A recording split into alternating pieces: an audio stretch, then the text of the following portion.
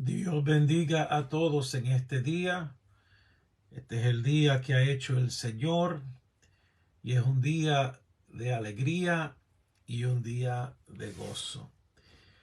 Abrimos nuestras Biblias en Hechos capítulo 23. Hechos capítulo 23. Y lo leemos en el nombre del Padre, del Hijo y del Espíritu Santo. Amén. Entonces Pablo, mirando fijamente al concilio, dijo: varones hermanos, yo con toda buena conciencia he vivido delante de Dios hasta el día de hoy. Y el sumo sacerdote Ananías ordenó entonces a los que estaban junto a él que le golpeasen en la boca. Entonces Pablo le dijo: Dios te golpeará a ti, pared blanqueada. ¿Estás tú sentado para juzgarme conforme a la ley, y quebrantando la ley me mandas golpear? Los que estaban presentes dijeron: al sumo sacerdote de Dios injurias.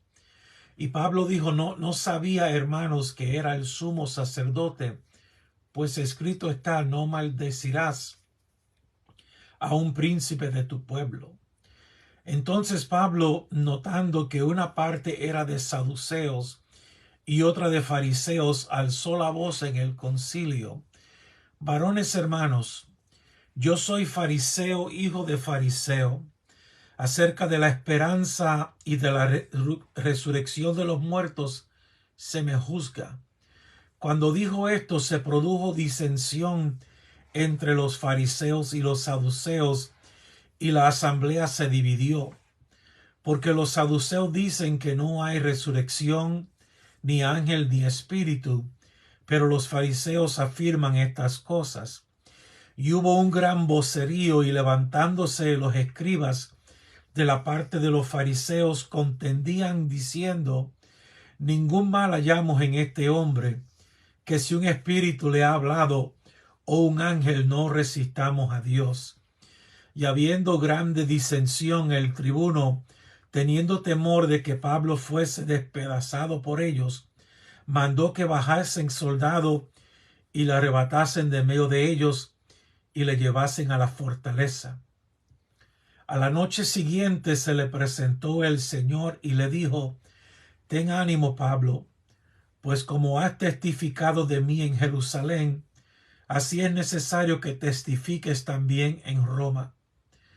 Venido el día, algunos de los judíos tramaron un complot y se juntaron bajo maldición, diciendo que no comerían ni beberían hasta que hubiesen dado muerte a Pablo.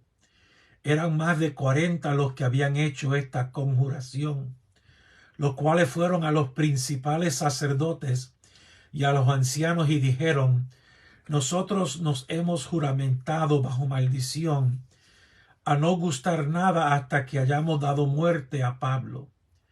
Ahora pues, vosotros con el concilio requerid al tribuno que le traiga mañana ante vosotros, como que queráis indicar alguna cosa más cierta acerca de él, y nosotros estaremos listos para matarle antes que llegue. Mas el hijo de la hermana de Pablo, oyendo hablar de la celada, fue y entró en la fortaleza y dio aviso a Pablo. Pablo, llamando a uno de los centuriones, dijo: lleva a este joven ante el tribuno, porque tiene cierto aviso que darle.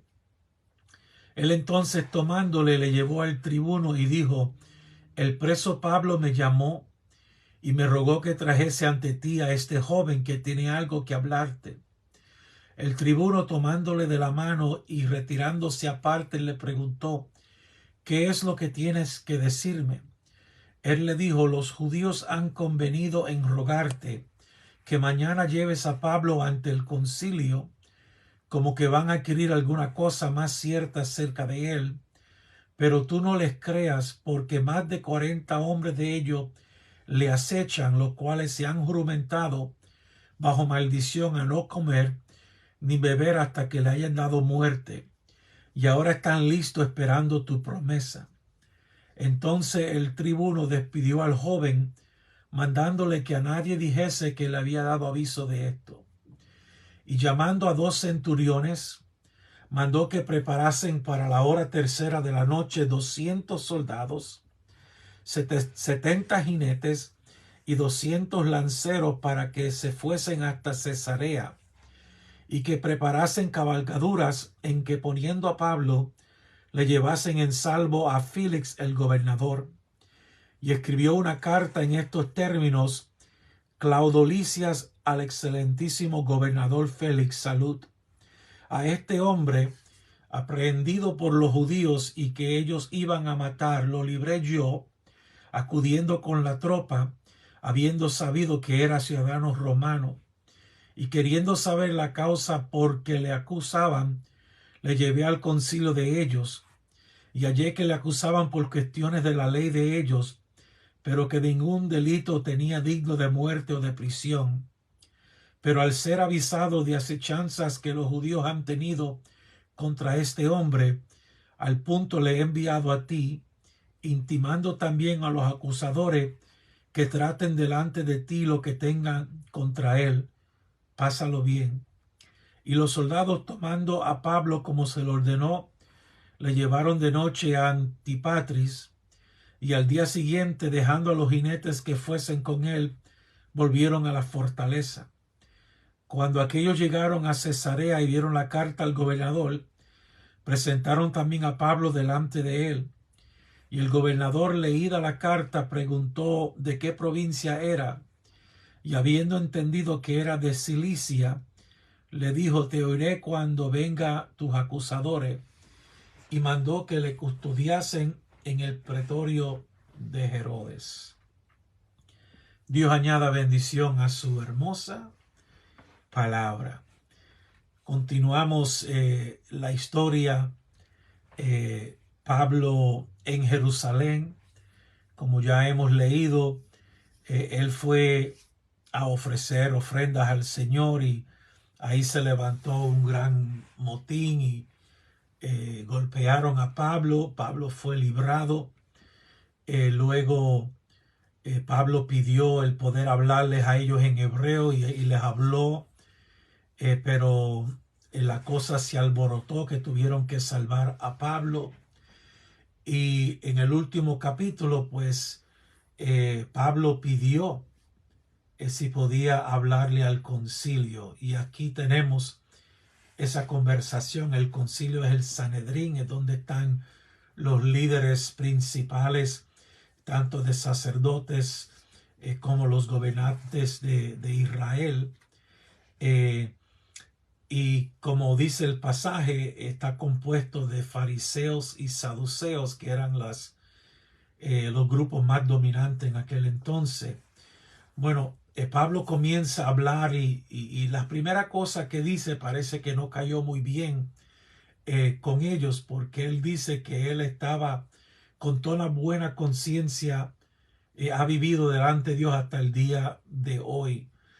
Y eso causó que el sumo sacerdote Ananías ordenara a que le golpeasen en la boca. O sea, le dieron una bofetada o un puño, o sea, lo golpearon antes de escuchar y antes de juzgarlo, que es una violación de la ley de Moisés. Nadie puede ser golpeado antes de ser escuchado y juzgado, pero ellos no cumplían la ley anyway, aunque decían que sí. Y ahí pues Pablo responde y dice: Dios te golpeará a ti, pared blanqueada. Y le recuerda la ley: ¿cómo puedes juzgarme conforme a la ley y la quebrantas mandándome a golpear? Bueno, parece que Pablo no sabía que era el sumo sacerdote que dio la orden. Y puede ser por varias razones. Recuerden que Pablo hace más de 20 años que ya no es parte de este grupo.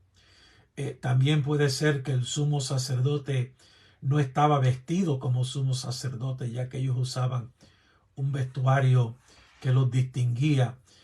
Al Pablo saber que era el sumo sacerdote, pues se excusó, pidió excusas y dijo no lo sabía. y citó las escrituras, porque las escrituras dicen que no se debe maldecir a un príncipe del pueblo.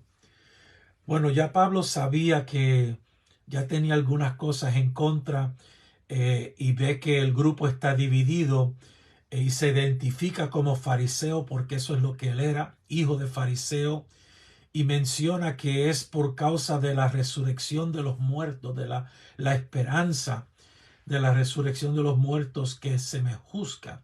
Pablo, sabiendo que un grupo va a estar con él y otros se van a dividir, y ahí eso es lo que sucedió, ya que los saduceos no creen en la resurrección de los muertos, no creen en ángeles, no creen en espíritus.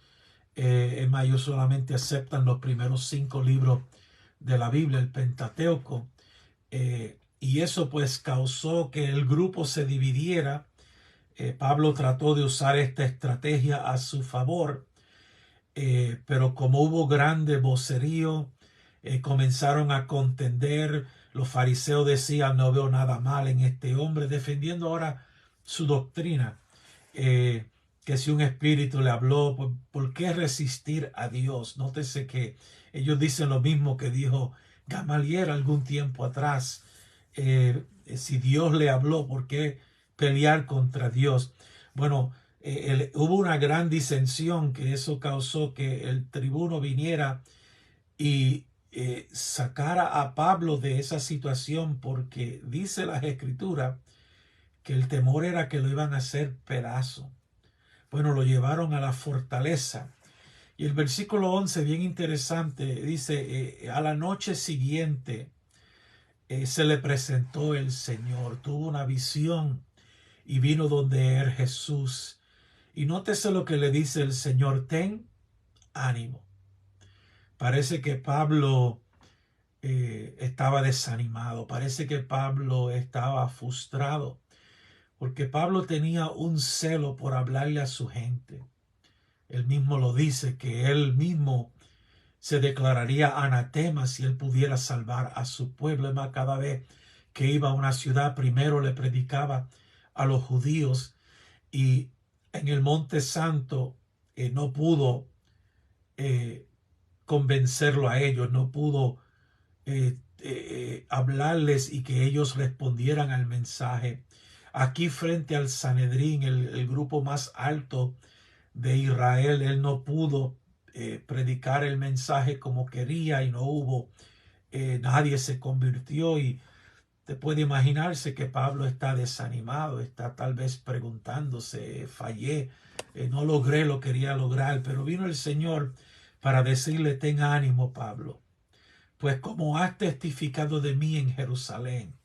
O sea, tú testificaste de mí, y en verdad eso es lo único que nosotros estamos llamados a hacer: hablar del Señor, predicar del Señor, testificar de Él. El Señor se encargará de salvar la gente. El Espíritu Santo es el que trae la convicción sobre las personas, pero le anima, le da ánimo, y también le dice: como testificaste en Jerusalén, así es necesario que testifique también en Roma. Y estas palabras son alentadoras para Pablo, porque si usted se recuerda, muchos le habían dicho a Pablo: van a hacer esto con la persona contigo si va a Jerusalén, y hasta algunos trataron de decirle: no vayas, quédate aquí.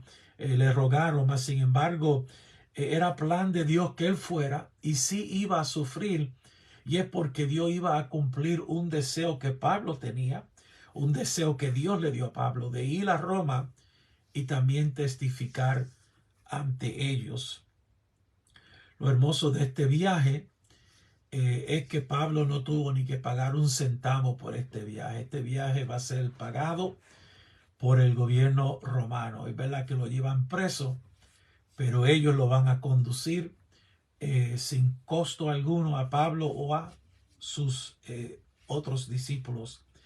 Mientras Pablo está en la prisión, se escucha de un complot de que 40 hombres han hecho un voto, han hecho un juramento, o sea, han venido delante de Dios, delante de los sacerdotes, y han jurado que ellos no van a comer ni beber nada, o sea, van a entrar en un ayuno porque quieren quitarle la vida a Pablo. Más de 40 hombres, lo mismo que Pablo hacía cuando él perseguía a la iglesia, pues estos hombres quieren hacer con él y desarrollan un complot. Inviten a Pablo porque díganle que usted quiere hablar con él para escuchar algo y nosotros nos encargaremos de darle muerte. Y ellos estuvieron de acuerdo.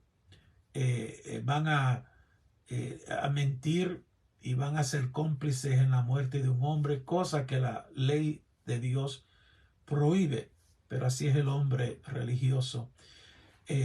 Bueno, el hijo de la hermana de Pablo oyó del complot, le informó al tribuno y ellos decidieron pues tomar a Pablo y llevárselo para Cesarea.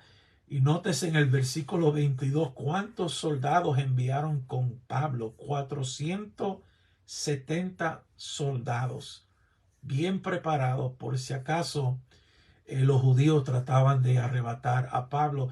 No solamente fue custodiado por 470 soldados, sino que también lo pusieron en un caballo para que él pudiera ir hasta allá en caballo. Lo llevan delante de Félix, el gobernador, con esta carta diciendo lo que acabó de suceder.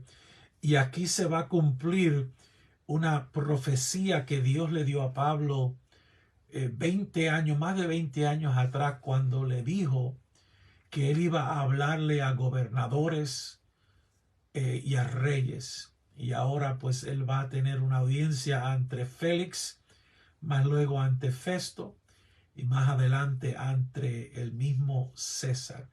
Si Dios prometió algo, si Dios habló algo sobre ti, esta historia nos deja saber que aunque se tarde más de 20 años, se va a lograr. Un día se cumplirá lo que Dios habló a tu vida. En este capítulo dejamos a Pablo en Cesarea, lejos de Jerusalén, y ahora los acusadores tienen que ir hasta Cesarea para traer el caso delante de Félix. Y dice la Biblia que lo mandó para que lo custodiasen en el pretorio de Herodes. Y Pablo va a pasar un total de 5 años en esta prisión. Y tal vez nos preguntamos, tantas iglesias que él pudo haber visitado, tantos viajes misioneros que él pudo haber dado, ¿por qué Dios permitió que él cayera preso por 5 años? Debemos mirarlo de otra manera. Primero, Dios salvó su vida. Y segundo, mientras él está en la prisión y no tiene tiempo para ir a estas iglesias, él puede escribir las cartas que él escribió a estas iglesias para fortalecerle su fe, pero también esas cartas quedaron escritas para fortalecer nuestra fe. Le damos gloria a Dios que él sabe lo que él está haciendo. Tal vez él permita algo que en el momento suene ¿por qué será que el Señor está haciendo esto? Pero como le dijo Jesús a Pablo, ten ánimo, recibe aliento, alégrate, que tú también cumplirás esta labor de ir y predicar en Roma. Dios bendiga a todos y mañana continuamos con el capítulo 24. Que tengan un día muy feliz en el Señor.